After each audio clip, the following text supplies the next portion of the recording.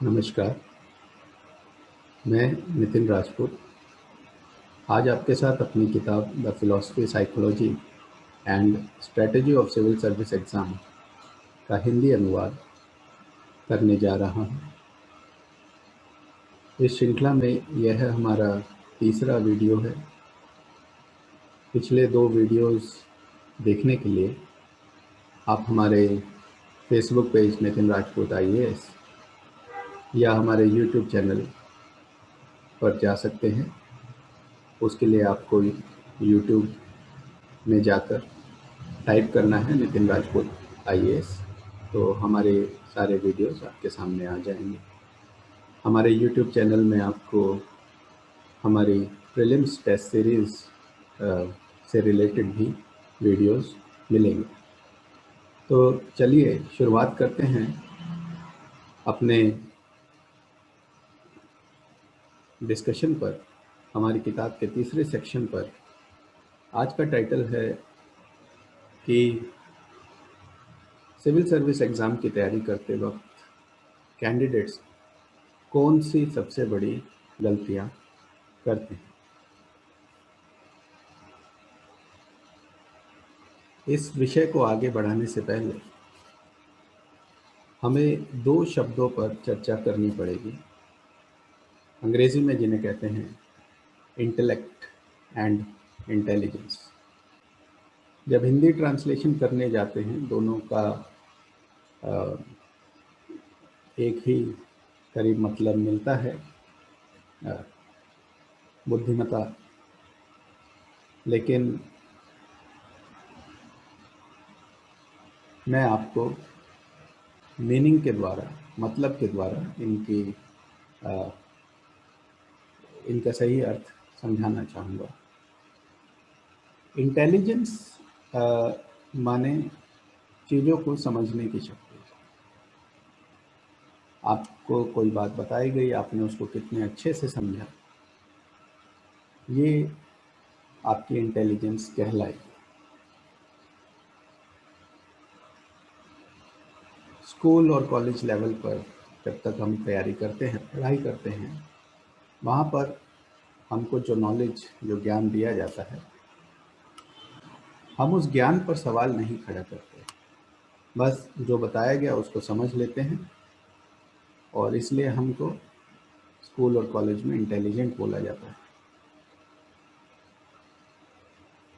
जब हम civil service exam की बात करते हैं, सिविल सर्विस एग्ज़ाम में जो एक बहुत इम्पॉर्टेंट क्वालिटी की ज़रूरत है इस एग्ज़ाम को क्वालिफाई करने के लिए, वह है आपका इंटेलेक्ट। यह बात UPSC लिख कर भी देता है अपनी गाइडलाइन में। आप में से कितने लोगों ने इसको नोटिस किया,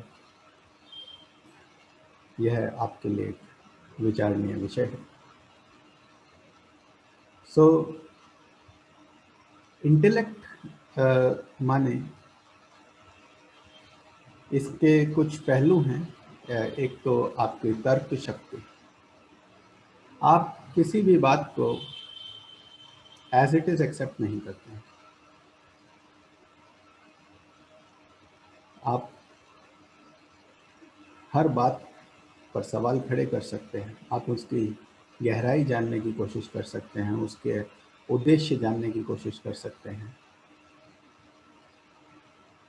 दूसरा जो बड़ा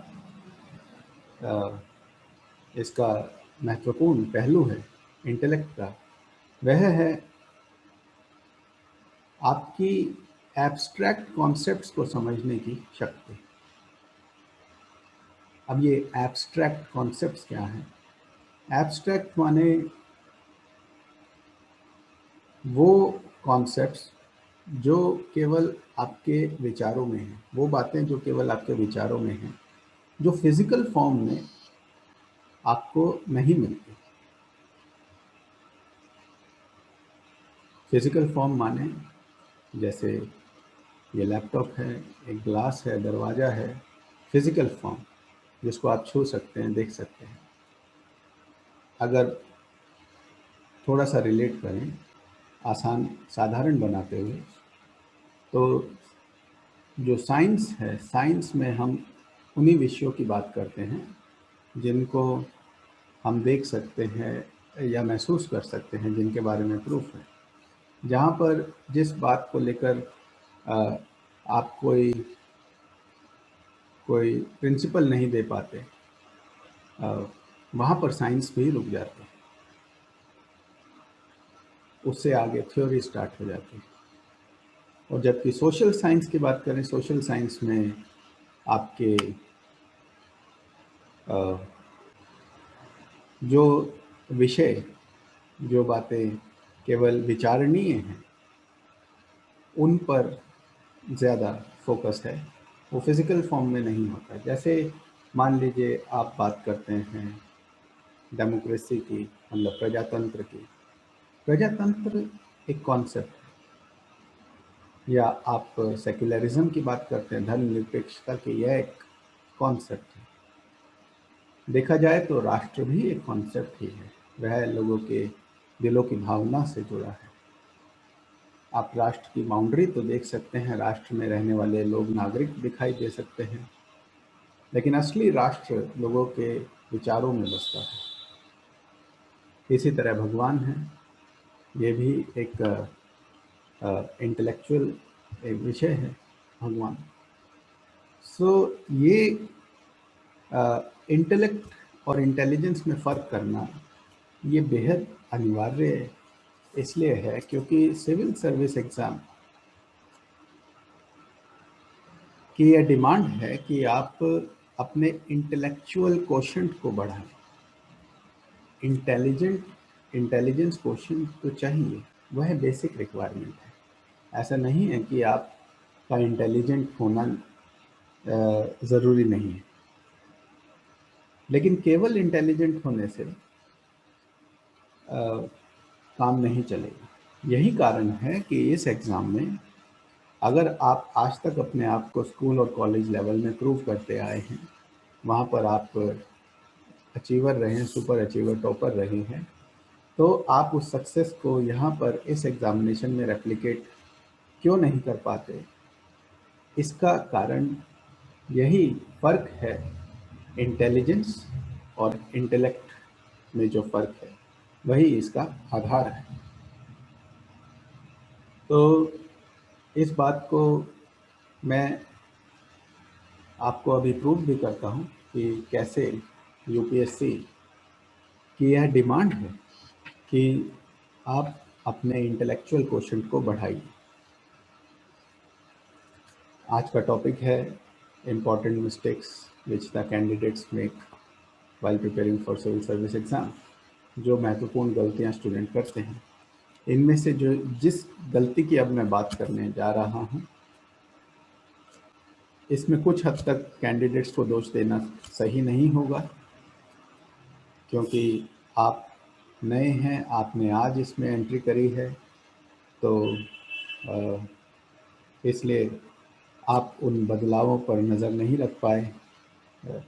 लेकिन फिर भी जैसे आज आपके सामने एक ये वीडियो प्रस्तुत किया जा रहा है, हो सकता है इसी तरह और भी कहीं पर किसी मैगज़ीन में कोई आर्टिकल आया हो, कहीं पर चर्चा हुई हो, तो इस विषय को नज़रअंदाज मत कीजिए, यह बेहद ही महत्वपूर्ण विषय है। तो यह अभी हम देख लेते हैं कि कैसे यूपीएससी माने संघ लोक सेवा आयोग, वह संस्थान जो इस एग्ज़ाम को कंडक्ट करती है, उसने अपने इस सिविल सर्विस एग्ज़ाम के पैटर्न को बदला।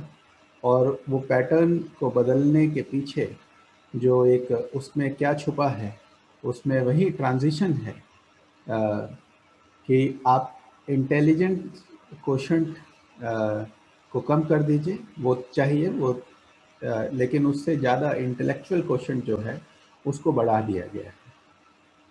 देखते हैं कैसे। तो पहले बात करते हैं प्रिलिमिनरी एग्ज़ाम या प्रीलिम्स की। देखिए, यूपीएससी सिविल सर्विस एग्ज़ाम में लगभग हर 10 साल में बदलाव करते रहते हैं।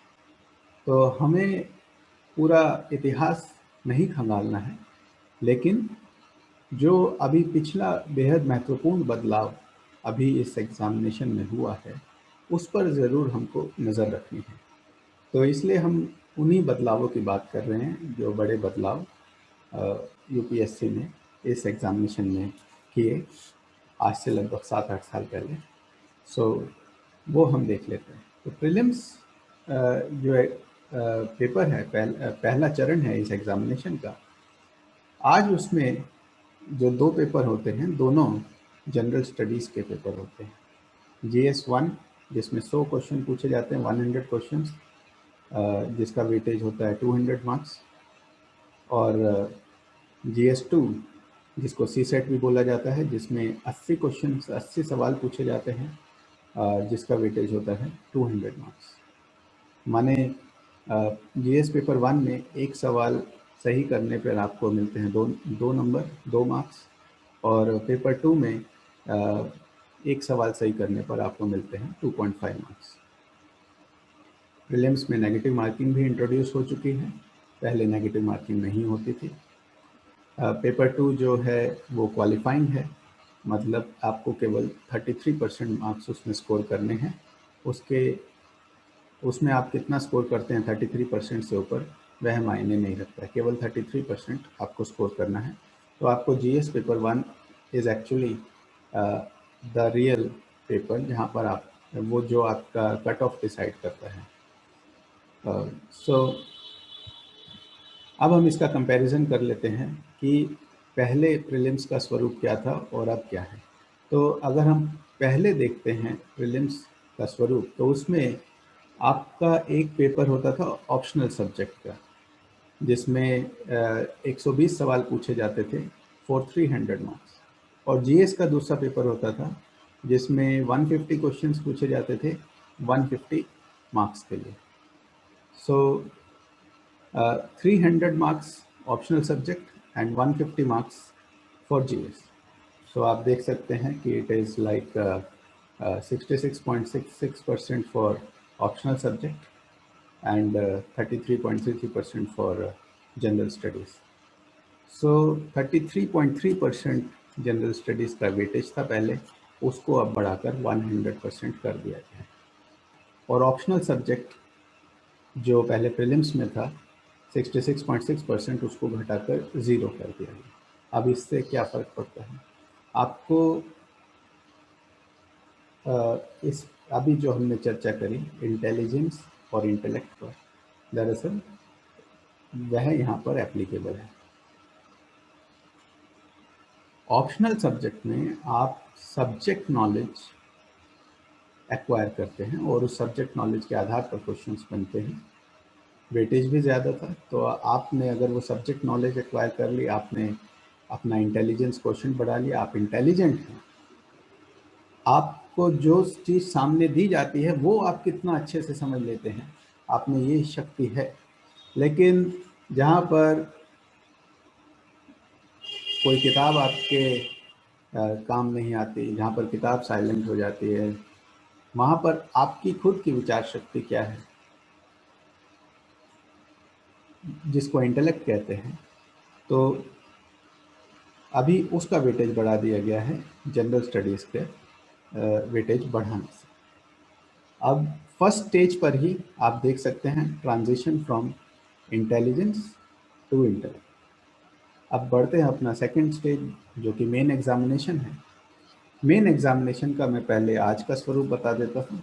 आज आपके मेन जो, अगर आप प्रीलिम्स क्लियर करते हैं, यह प्रिलिमिनरी एग्जामिनेशन नॉर्मली आपका मई के आखिर सप्ताह या जून के पहले सप्ताह में कंडक्ट कराया जाता है, संडे को।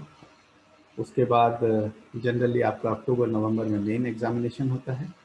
उसके बाद आपका मार्च एंड या अप्रैल तक आपका ये इंटरव्यू चलते हैं, और फिर आपका अप्रैल एंड या मई में आपका रिज़ल्ट आ जाता है। यह है आपकी इस एग्ज़ामिनेशन की नॉर्मल साइकिल है। लेकिन अभी कोविड के चलते इसमें कुछ डेट्स में फेरबदल पिछले साल 2020 में हो गए थे। 2021 का अब तक तो कोई ऐसा आया नहीं सामने, लेकिन हो सकता है कि यह भी पोस्टपोन हो जाए, लेकिन आप अपनी तैयारी नॉर्मल डेट के अनुसार ही रखिएगा। चलिए वापस आते हैं इस बात पर कि आज जो मेन एग्जामिनेशन में कौन कौन से पेपर्स आपको अटेम्प्ट करने होते हैं। अभी एस्से आपसे पूछा जाता है 250 मार्क्स का, जिसमें 2 एस्से पूछे जाते हैं। एक एस्से नहीं, 2 एस्से, 125 मार्क्स ईच। उसके बाद general studies paper 1, 2, 3 and 4 papers for GS. चारों पेपर के 250 मार्क्स, 250 मार्क्स। तो जीएस का टोटल वेटेज हो गया 1000 मार्क्स नंबर। इसके बाद आपका ये एक ऑप्शनल सब्जेक्ट है 500 मार्क्स का, जिसमें ऑप्शनल सब्जेक्ट में 2 पेपर होते हैं, पेपर 1, पेपर 2, 250 मार्क्स ईच। फिर आपका 275 मार्क्स 275 नंबर का आपका पर्सनैलिटी टेस्ट या इंटरव्यू है। इस तरह से टोटल आपका 2025 मार्क्स बनते हैं। और इंग्लिश और इंडियन लैंग्वेज आपका कुछ भी हो सकता है, हिंदी, कन्नड़, तेलुगु, जो भी आपकी भाषा है। एक पेपर इंग्लिश का और दूसरा आपकी जो आपकी जिस भाषा जो भाषा आपकी लोकल लैंग्वेज आपकी है, आपको ये दोनों पेपर भी क्लियर करने हैं, जिसमें आपको केवल 25% मार्क्स एक्वायर करने हैं, 25% नंबर आपको उसमें लेकर आने हैं। सो अब देखते हैं कि ये जो स्कीम ऑफ थिंग आपने देखी, ये आप जो भी इस एग्ज़ामिनेशन की तैयारी कर रहे हैं, आप सब ने इसको देख लिया होगा। लेकिन अब आपके सामने आता है कि क्यों अगर हम बैकवर्ड लिंकेज, जब आप आईएएस के एग्ज़ाम की तैयारी करने आएंगे, ये टर्म आपको बहुत बार सुनने को मिलेगी, forward linkage and backward linkage. तो अभी आपको प्रूव हो जाएगा कि बैकवर्ड लिंकेज किस लिए ज़रूरी होता है। जब हम वापस जाते हैं पहले के पैटर्न पर, तो वहाँ पर एस्से 200 नंबर का पूछा जाता था। तो 200 नंबर का एस्से अब बढ़कर 250 नंबर का हो गया है। प्लस पहले एक ही एस्से पूछा जाता था, अब आपसे 2 एस्से पूछे जा रहे हैं। देखिए, एस्से आपको केवल एक टॉपिक दे दिया जाता है और उस टॉपिक पर आपको लगभग 1250 शब्दों पर एक एस्से लिखना है। आपका पूरा का पूरा जो आपकी पर्सनैलिटी, आपका थॉट प्रोसेस, आप कैसे सोचते हैं, आपके क्या विचार हैं, आपके नज़रिए क्या हैं, वो सब आप अपना खुद अपने हाथों से लिखकर यूपीएससी को दे देते हैं। बहुत महत्वपूर्ण है यह विषय एस्से, लेकिन क्योंकि हम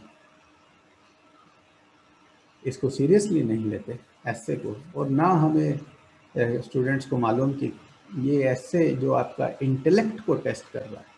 बेसिकली आप यूपीएससी तो चाह रहा है कि आप अपने इंटेलेक्ट को डेवलप कीजिए, और एस्से की आप जब तैयारी करने जाते हैं, वहीं से तो आपका इंटेलेक्ट डेवलप होता है। इतने महत्वपूर्ण पेपर को स्टूडेंट्स इग्नोर कर देते हैं, और उन्हें लगता है कि जो नॉलेज हम एक्वायर कर रहे हैं अपनी सब्जेक्ट नॉलेज के आधार पर, उसी नॉलेज के आधार पर हम एक एस्से लिख पाएंगे। यह एक गलत धारणा है, क्योंकि जैसा हमने इंटेलेक्ट के बारे में अभी समझा, जब तक आपकी खुद की तर्क शक्ति विकसित नहीं होगी, आपका खुद का एक, जिसे कहते हैं स्टैंड लेना, आपकी खुद की राय जब तक विकसित नहीं होगी, तब तक आप एक अच्छा एस्से नहीं लिख पाएंगे। तो एस्से के विस्तार से, ना केवल मार्क्स के ज़रिए, बल्कि अब आपको एक एस्से नहीं, 2 एस्से लिखने को कहा जा रहा है। यहीं से आपको एक बड़ा हिंट मिल जाता है। सारा अलाइनमेंट आपको दिखाई दे रहा है। हम जो भी बात कर रहे हैं उसमें कहीं भी आपको मिसमैच नहीं मिलेगा। शुरू से लेकर आखिर तक एक इंटीग्रल अप्रोच में हमारा एनालिसिस चलता है। सो जैसे हमने प्रीलिम्स में देखा कैसे एक ट्रांजिशन हुआ है इंटेलिजेंस से इंटेलेक्ट की तरफ, इसी तरह एस्से के विस्तार से आपको समझ में आया कि यूपीएससी चाहता है कि आपका इंटेलेक्ट डेवलप हो। इसके बाद जो जनरल स्टडीज़ पहले पूछा जाता था 600 नंबर के लिए 600 मार्क्स, और अब जनरल स्टडीज़ पूछा जा रहा है 1000 मार्क्स के लिए। उसके अलावा पहले 2 ऑप्शनल सब्जेक्ट पूछे जाते थे, 2 ऑप्शनल सब्जेक्ट 600 मार्क्स ईच, मतलब 1200 नंबर के ऑप्शनल सब्जेक्ट। तो वही जो लॉजिक प्रीलिम्स में अप्लाई हुआ था कि ऑप्शनल सब्जेक्ट में आपकी सब्जेक्ट नॉलेज, जो कि आप अपनी इंटेलिजेंस से उसको ग्रास्प कर सकते हैं, उसका वेटेज ज़्यादा होता है। तो उस ऑप्शनल सब्जेक्ट को पहले जो 2 ऑप्शनल सब्जेक्ट की जगह अब 1 कर दिया गया है, तो ऑप्शनल सब्जेक्ट को कम करने से प्लस उसका वेटेज जो पहले 1200 नंबर का था उसको अब 500 पर लाकर खड़ा कर दिया गया है। तो आप सीधे देख सकते हैं यूपीएससी आपसे क्या अपेक्षा करता है। इसके बाद इंटरव्यू की बात करें तो इंटरव्यू पहले 300 नंबर का होता था, अभी 275 नंबर का है। लेकिन अगर परसेंटेज में देखें, क्योंकि पहले 2300 मार्क्स का टोटल एग्ज़ाम होता था, अब 2025 नंबर का है। सो इस 2025 मार्क्स का जब परसेंटेज निकालते हैं तो ये आपका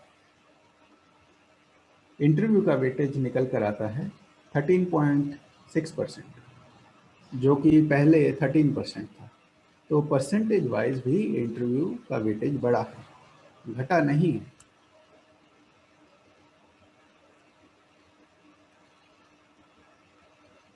अगर हम जीएस, एसए और इंटरव्यू तीनों का प्रतिशत मिला लें तो वह 75.3% हमारे सामने आता है, जो कि एक बहुत बड़ा परसेंटेज है।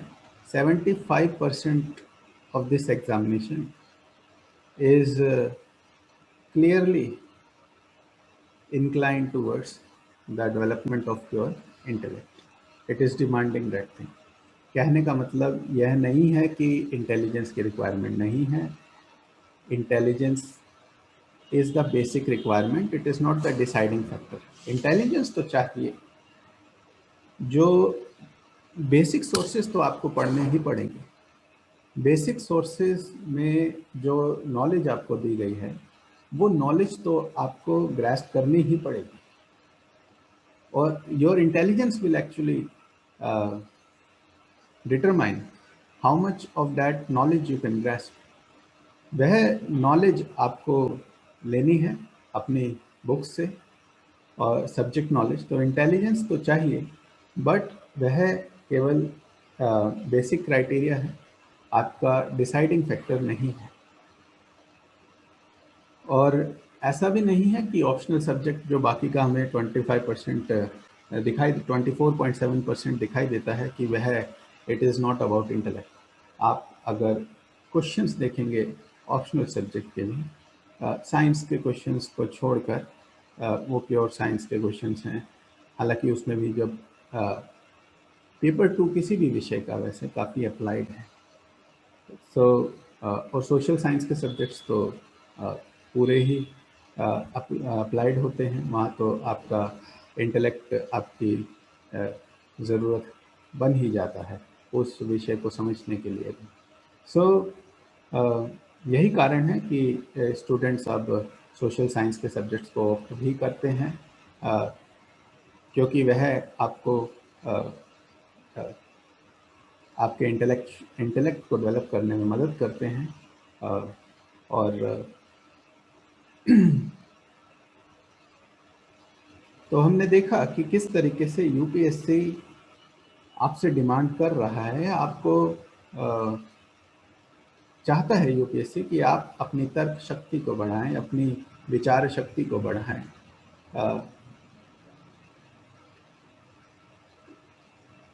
किसी भी बात को केवल इसलिए ना मान लें कि बाकी लोग उस बात को मान रहे हैं या किसी बड़े व्यक्ति ने उस बात को कहा।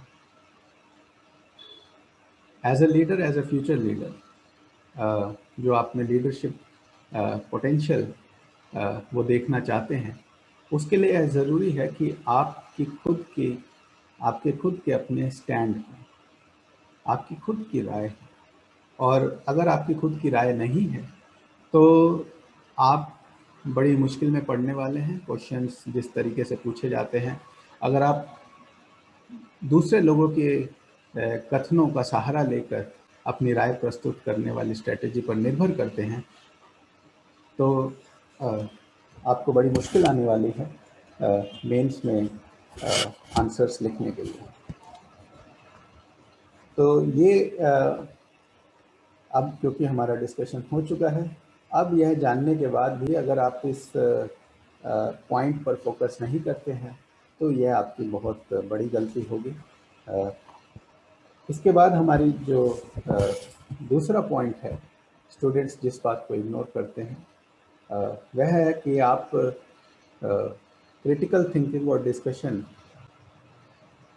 को इतना वैल्यू नहीं देते जितना चाहिए। सब्जेक्ट नॉलेज तो बेसिक रिक्वायरमेंट है, डिसाइडिंग फैक्टर नहीं है इस एग्जामिनेशन में। सिविल सर्विस एग्ज़ाम आपके इंटेलेक्ट, आपके विजन और आपके इंडिपेंडेंट डिसीजन मेकिंग पर आधारित है। अगर जब तक आप इनको डेवलप नहीं करेंगे तब तक यहाँ पर सफलता प्राप्त करना बड़ा मुश्किल है। तो ये जानने की कोशिश करते हैं कि यह बदलाव आ क्यों नहीं। देखिए, दुनिया का वैश्वीकरण हो रहा है। अगर एक राष्ट्र, मान लीजिए हमारा देश, मान लीजिए कि हमारा जो सिस्टम है वो नहीं चाहता है हमारे इंटेलेक्ट बढ़े, आम जनता का इंटेलेक्ट बढ़े, सपोज। लेकिन क्योंकि हमारा जो जो एक वैश्वीकरण हो रहा है सिस्टम्स का, जो इंटीग्रेशन हो रहा है, ऐसे में यह ज़रूरत बन जाती है कि जो नए अधिकारी आए, जो नए ब्यूरोक्रेट्स आए,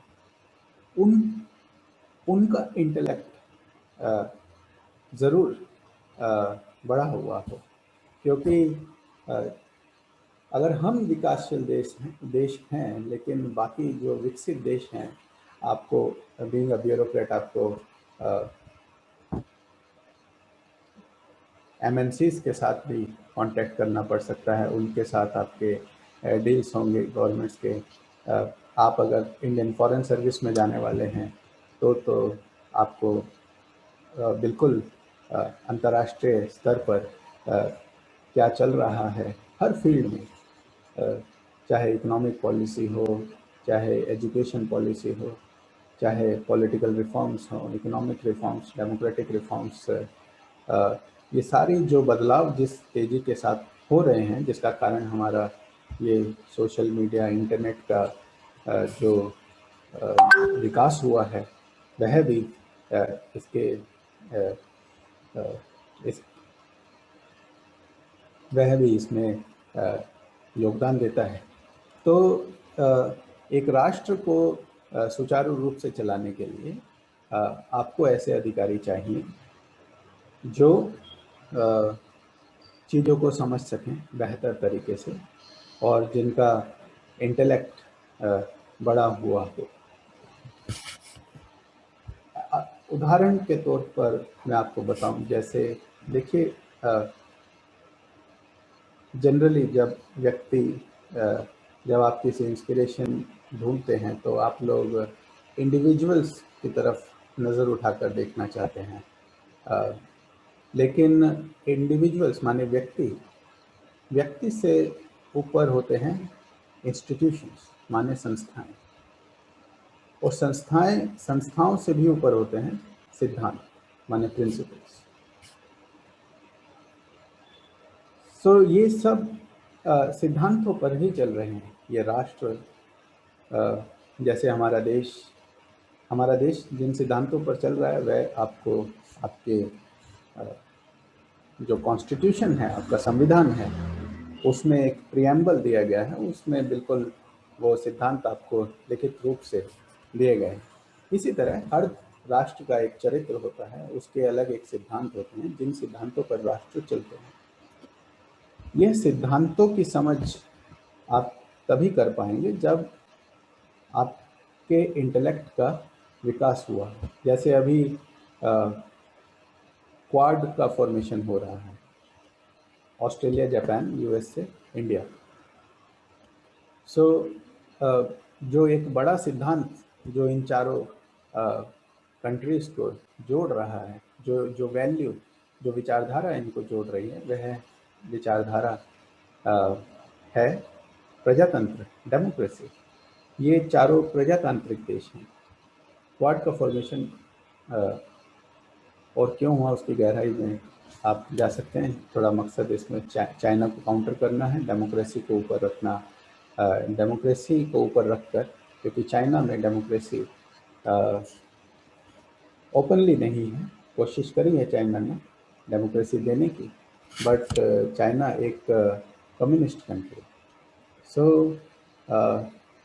डेमोक्रेसी को आगे रखते हुए यह चार देश चाइना को काउंटर करने की कोशिश कर रहे हैं। तो यह सारे खेल आपको तभी समझ आएंगे जब आपको सिद्धांतों की समझ हो। अब सिद्धांत केवल हमारे विचारों में होते हैं, यह दिखाई नहीं होते, यह साइंस के सब्जेक्ट में नहीं आते, यह सोशल साइंस में आ जाते हैं। देखिए, वैसे तो हर सब्जेक्ट की फिलॉसफी होती है। सोशल साइंस में भी साइंस जुड़ा है, इसी तरह साइंस में भी फिलॉसफी होती है। ये थोड़े टॉपिक हम बाद में कभी लेंगे।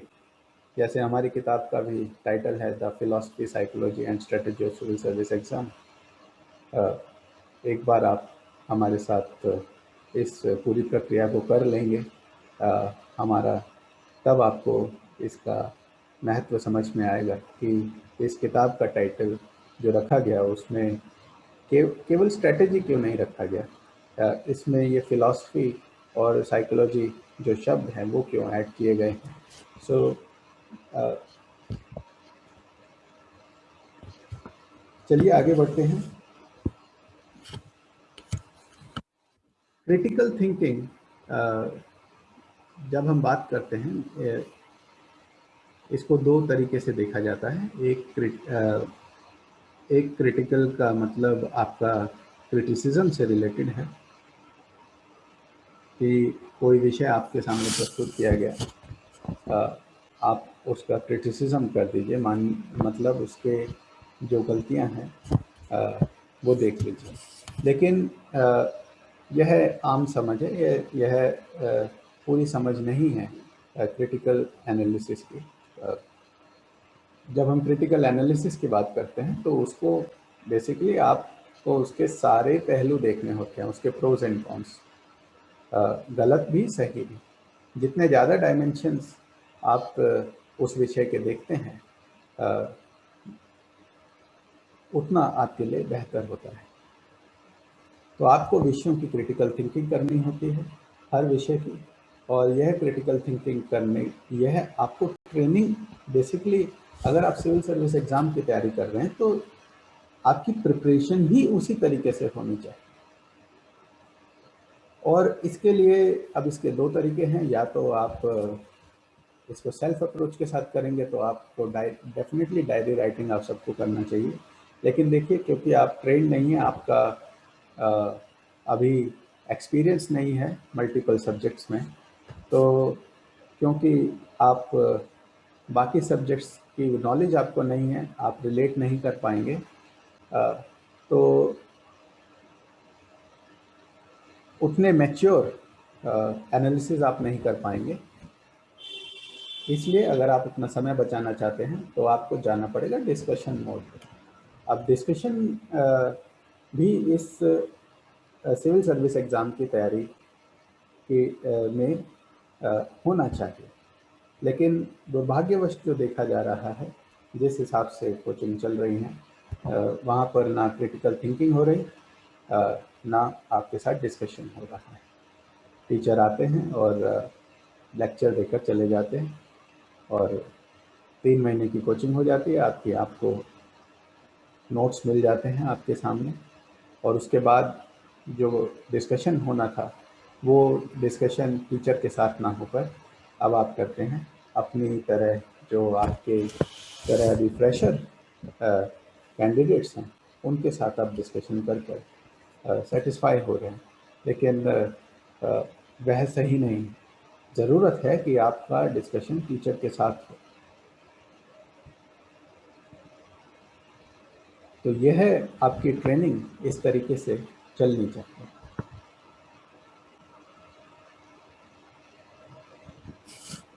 इस एग्ज़ामिनेशन की एक और डिमांड है कि आपको जो टॉपिक दिए जाएंगे उस पर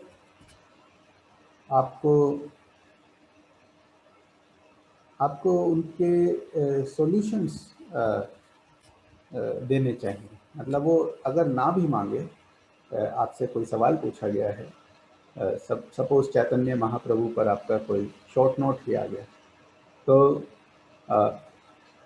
चैतन्य महाप्रभु पर शॉर्ट नोट आ गया, तो इसका ये मतलब नहीं कि आप केवल चैतन्य महाप्रभु के बारे में लिखकर अपने आंसर को फिनिश कर देंगे।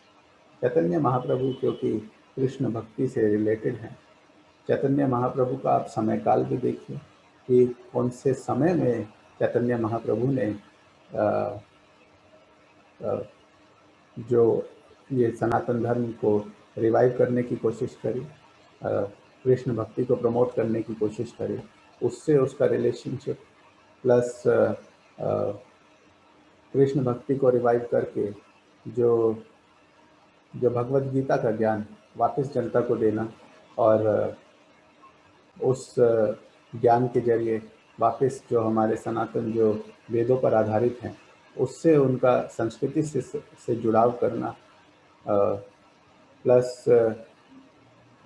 जो भक्ति ट्रेडिशन को अपनाकर भक्ति में, क्योंकि उसमें महिलाएं भी पार्टिसिपेट कर सकती हैं, बड़ा आसान है, कीर्तन कर सकते हैं, आपको केवल भगवान का नाम लेना है, आपको वेद और उपनिषद की स्टडी नहीं करनी, उस पर शास्त्रार्थ नहीं करना, केवल भगवान का नाम ले लेना है।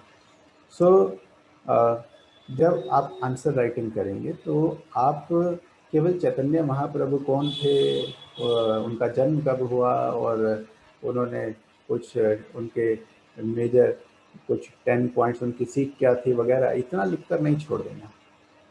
आपको आपके पर्सपेक्टिव्स मैटर करते हैं, कि आप उसको देख कैसे रहे चीज़ों को।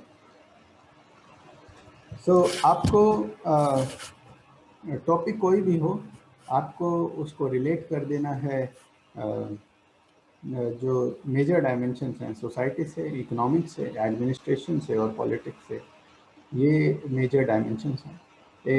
इन नज़रिए मतलब सामाजिक दृष्टि से, आर्थिक दृष्टि से, प्रशासनिक दृष्टि से और राजनीतिक दृष्टि से आपको विषयों को देखना है, और उनको अप्लाई करते हुए आपको अपने जवाब सिविल सर्विस एग्ज़ाम में देने हैं। यह कार्य तभी हो पाएगा जब आप क्रिटिकल थिंकिंग करेंगे और डिस्कशन करेंगे। आपकी ट्रेनिंग का पैटर्न यही होना चाहिए, इसलिए ज़रूरी हो जाता है कि आप 1-to-1 ट्रेनिंग लें टीचर के साथ, तो वह सर्वोत्तम है। अगर 1-to-1 नहीं भी हो पाती, बैच में भी हो सकते हैं, लेकिन डिस्कशन ज़रूर है। यह अप्रोच ना हो कि 200-400 बच्चों का बैच बैठा है और टीचर आए, टीचर ने आपको लेक्चर दिया और आपने बस लिखा और आप घर वापस आ गए। यह सिविल सर्विस एग्ज़ाम की अप्रोच नहीं हो सकती। जिन नोट्स के लिए आप इतना पैसा खर्च कर देते हैं, बाद में वही नोट्स दिल्ली में मुखर्जी नगर, राजेंद्र नगर जैसी मार्केट में बुक्स पर, बुक स्टॉल्स पर, बुक शॉप्स पर ज़ेरॉक्स फॉर्म में मिल जाते हैं। सो चलिए आगे बढ़ते हैं। अगली जो सबसे बड़ी गलती कैंडिडेट्स करते हैं इस एग्ज़ामिनेशन में, यह है कि जो समय आपको एग्ज़ाम से पहले देना चाहिए इस एग्ज़ाम की तैयारी के लिए, वह नहीं देते हैं। इस पर चर्चा वैसे पिछले वीडियो में हो चुकी है। हमने बताया था कि सबसे सही समय सिविल सर्विस एग्ज़ाम की तैयारी का है कि आप अपनी तैयारी स्कूल से ही स्टार्ट कर दीजिए। लेकिन एग्ज़ाम के स्वरूप को ना जानने के कारण, गलत मार्गदर्शन के कारण कैंडिडेट्स आखिर तक वेट करते हैं और सीधा कोचिंग सेंटर में एडमिशन लेते हैं बगैर अपना बेस बनाए, बगैर कोई नॉलेज। उनका एजम्पशन है कि हम वहाँ पर कोचिंग सेंटर में जाएंगे। अब देखिए, कहीं ना कहीं यहाँ को कैंडिडेट्स की ज़्यादा गलती दिखाई देती है, क्योंकि जिस इंटेलेक्ट की हम बात कर रहे हैं, जैसे अभी हमने चैतन्य महाप्रभु पर चर्चा करी, तो वो चैतन्य महाप्रभु का जो अप्लाइड एस्पेक्ट्स की जो हमने अभी चर्चा करी, वह चर्चा आप तभी तो कर पाओगे जब आप चैतन्य महाप्रभु के बारे में थोड़ा जानोगे।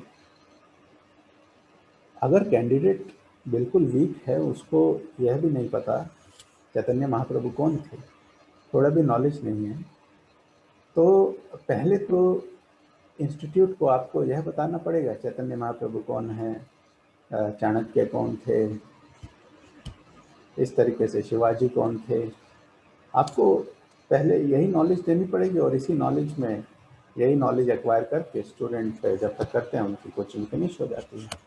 अगर आपको बेटर नॉलेज चाहिए तो आप पहले अपना ग्राउंड वर्क करिए, उसके बाद आप कोचिंग में आइए, तब जाकर आपका जो टीचर के साथ इंटरेक्शन होगा वो एक बड़े लेवल पर होगा और तब आप वो रियल नॉलेज एक्वायर कर पाएंगे। आपके सवाल भी सही होंगे जो वाकई में जब एग्जामिनेशन में आंसर लिखने में आपको मदद करेंगे।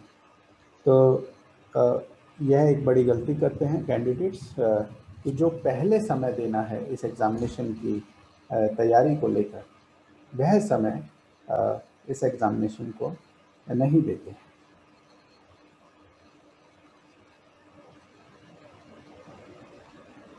देखिए, इस एग्ज़ामिनेशन में आपको अपने चरित्र का भी निर्माण करना होता है, आपको अपने विज़न का भी निर्माण करना होता है और डेफिनेटली नॉलेज, जो ज्ञान तो पहले आपको चाहिए, क्योंकि जो सही तथ्य आपके सामने आएंगे उसी के आधार पर आप अपने विज़न का निर्माण करेंगे, अपने चरित्र का भी आपका निर्माण होगा। उसमें समय लगता है। दरअसल ऐसा नहीं है कि आज आपको कोई बात, कोई ज्ञान की बात, कोई नई बात आपको पता चली तो ऑटोमेटिकली आप में बदलाव आ जाएगा। ये जो हमारा माइंड है, जो हमारी बुद्धि है, जो आपको ज्ञान मिल रहा है उसके बाद उसकी प्रोसेसिंग करती है, उसको हर दृष्टिकोण से देखते हैं। आपने आज तक बाकी जो नॉलेज एक्वायर करी अपनी लाइफ में, आपके एक्सपीरियंस से आपको जो है उस सब का एक प्रोसेस चलता है और उसके बाद वह जो मंथन, आपके विचारों का मंथन जो आपकी बुद्धि में चलता है, उसके बाद जो ट्रांसफॉर्मेशन होता है आप में, इस प्रक्रिया में समय लगता है। और यह जो आपका मत है कि हम सीधा जाएंगे कोचिंग में और उसी समय फिर हम अपने अंदर वो बदलाव ले आएंगे, वह बदलाव नहीं आएंगे। अपना ग्राउंड वर्क पहले करके रखिए, तो फिर उसके बाद कोचिंग, आप इस एग्ज़ामिनेशन की तैयारी स्टार्ट करेंगे तो आप यहाँ पर बहुत कुछ अचीव कर सकते हैं। तो आज की इस चर्चा को हम यहीं समाप्त करते हैं। अपने अगले वीडियो में इस टॉपिक को हम जारी रखेंगे। काफ़ी पॉइंट्स हमारे अभी डिस्कशन के लिए रहते हैं और जैसा कि आपको बताया था वीडियो की शुरुआत में कि हमारा Facebook page Nitin Rajput IAS है, उस पर आप जाकर पिछले 2 वीडियोस प्लस जो हमारी टेस्ट सीरीज़ चल रही है प्रीलिम्स 2021, जो एग्ज़ामिनेशन अभी जून में होने वाला है इसी साल, उसके लिए वो टेस्ट सीरीज़ आप अटेम्प्ट कर सकते हैं। आप जब वीडियो के डिस्क्रिप्शन में जाकर जो सोर्सेज हैं आपको सोर्सेस का भी पता चल जाएगा कि कहाँ से आपको पढ़ाई करनी है। तो अगर आप फ्रेशर हैं, मैं आपको एक बात बताना चाहूँगा कि अगर एज वाइज आपके अटेम्प्ट मीन्स ख़त्म होने वाले हैं तो आपको ये अटेम्प्ट दे देना चाहिए। लेकिन अगर आपके अटेम्प्ट अभी हैं, आपकी आयु कम है, तो केवल एग्ज़ाम को जानने के लिए एग्ज़ाम में मत बैठिए, अपने अटेम्प्ट वेस्ट मत कीजिए। यह एक बहुत बड़ा लक्ष्य है। इसको भगवान ने अगर चाहा कि आपको ये मिलना चाहिए तो और आपकी मेहनत, तो यह ज़रूर लक्ष्य आपको हासिल होगा। लेकिन अपने एक गलत ऐसे फैसले से अपने अटेम्प्ट्स को आप खराब मत कीजिए। तैयारी कीजिए, सही सोर्सेज के साथ तैयारी कीजिए। सही सोर्स का मिलना बेहद ज़रूरी है। बेसिक टेक्स्ट बुक्स के साथ तैयारी कीजिए, एनसीईआरटीज़ और बेसिक टेक्स्ट बुक्स। तो वो बेसिक सोर्सेज क्या होंगे इस एग्जामिनेशन के, वो आपको हमारे वीडियोस के डिस्क्रिप्शन में यूट्यूब चैनल पर आपको मिल जाएगा। मिलते हैं अपने अगले वीडियो में, अपनी चर्चा को जारी रखते हैं। धन्यवाद।